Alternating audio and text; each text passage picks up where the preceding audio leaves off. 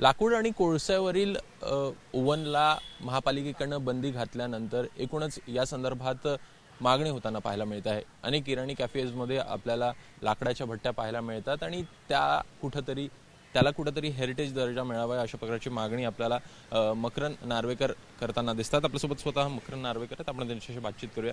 Sir, एकूण तुम्ही मागणी करता आहे, कशा प्रकारे बघता आहे? एकूणच हेरिटेज दर्जा संदर्भात देखील तुम्ही मागणी करताना दिसतात। आज जर बघितलं तर मुंबईत एक ओळख मुंबईची असलेली आपले जे इराणी कॅफेज आहेत, इराणी बेकरीज आहेत, हे बंद करायचं कुठेतरी एक पाऊल महानगरपालिकेच्या माध्यमातून उचललेलं दिसत आहे। आज जर आपण मुंबईकरांना मूलभूत जे त्यांचं डाएट आहे पाव, ह्याचं उत्पादनच जर आपण कमी केलं तर ह्याचा इफेक्ट स्ट्रेट जे कॉमन मॅन आहे त्याच्यावर, सर्वसाधारण माणूस मुंबईकर आहे त्याच्यावर पडणार आहे।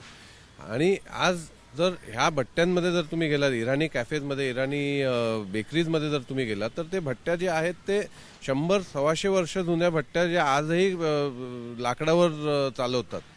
आणि असं असताना जर तुम्ही हे 100-125 वर्ष जुने भट्ट्या जर नष्ट केल्यात तर ते मुंबईचं एक हेरिटेज नष्ट होण्याचं काम होईल।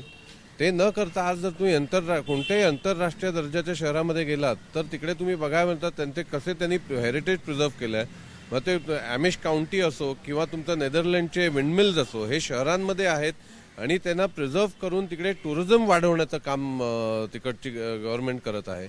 तर त्याच प्रकारे हे इराणी कॅफेज 100, 125, 150 वर्ष जुने जे इराणी कॅफेज आहेत, जे एक मुंबईची ओळख बनलेली आहे, हे ह्यांना हेरिटेजचा दर्जा देऊन ह्यांना प्रोत्साहन दिलं पाहिजे, जेणेकरून पुढच्या पिढीला ह्याचं महत्त्व समजेल, ह्याचा इतिहास समजेल, ह्याच्यात आपण पर्यटन वाढवू शकतो।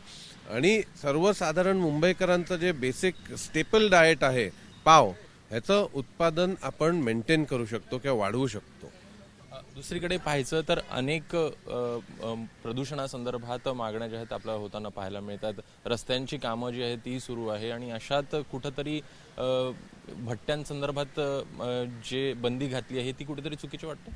मला वाटतं इराणी कॅफेज आणि भट्ट्या मुळातच हाताच्या बोटावर मोजण्या एवढे आहेत आणि त्यांच्यामुळे जर पोल्युशन होत असेल तर मला वाटतं ते 0.0001% पण पोल्युशन नसणार। आज जर तुम्ही बघितलं तर मुंबईत ज्या स्केलवर रस्त्याची कामं चालू आहेत, ज्या स्केलवर कन्स्ट्रक्शन चालू आहे, ज्या स्केलवर इतर इंडस्ट्रीज चालू आहेत, तर ह्यांच्यावर तुम्ही नियंत्रण आणा, ह्यांच्यावर तुम्ही कंट्रोल आणा आणि पोल्युशन कंट्रोल करा। पण आज नुसतं सेन्सेशनलाइज करायला कोणताही इश्यू तुम्ही इराणी कॅफेज आणि इराणी भट्ट्यांवर टार्गेट करणार, तर ह्यांना उलटा तुम्ही हेरिटेज नष्ट करतायत मुंबईचं।